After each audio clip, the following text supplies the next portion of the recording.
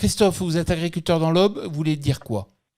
Alors, Aube et Champagne-Ardenne, pour préciser un peu le département. Et moi, je suis adhérent de 2 coopératives. Je ne sais pas s'il faut les citer, Vivessia et Cristal Union. C'est fait. Une céréalière, une sucrière. Donc, moi, ce que je souhaiterais, c'est que nos coopératives marquent plus de transparence. Et aujourd'hui, nos coopératives souffrent de rentabilité, puisqu'on le voit bien, elles sont toutes avec des clôtures de bilan déficitaires à 3 chiffres. Et aujourd'hui, ces coopératives se cachent derrière une notion de marché, où c'est la loi des marchés. Mais aujourd'hui, moi, ce que je voudrais bien, c'est un prix rémunérateur, parce que nous sommes quand même la seule profession à nourrir la population, mais sans facturier.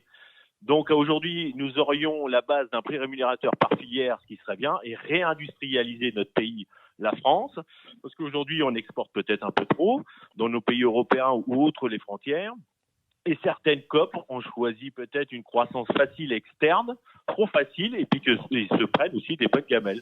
Donc voilà un tout petit peu ce que je voudrais rappeler à nos amis coopératives, présidents de COP. C'est dit. Eh bien qu'aujourd'hui, l'envie des coopératives, c'est déjà de bien rémunérer ses adhérents et plus de transparence. Et c'est déjà bien, Christophe. On va vous remercier d'avoir pris la parole et on laisse Dominique Chargé vous répondre. On est dans un marché ouvert. On est dans un marché ouvert et attention à ne pas généraliser. Mais en fait, aujourd'hui, les coopératives, elles s'inscrivent dans un contexte de marché qui est un marché, comme l'a dit Sophie Primas, mondial, qui est un marché ouvert. Et qu'aujourd'hui, la filière sucre, avec la décision européenne qui a été prise comme elle a été prise dans les autres filières et dans le lait également en 2015, c'est celle d'abandonner finalement l'encadrement et la régulation de la production, et ce qui a conduit effectivement à l'effondrement du marché et aux difficultés devant lesquelles se trouve la filière.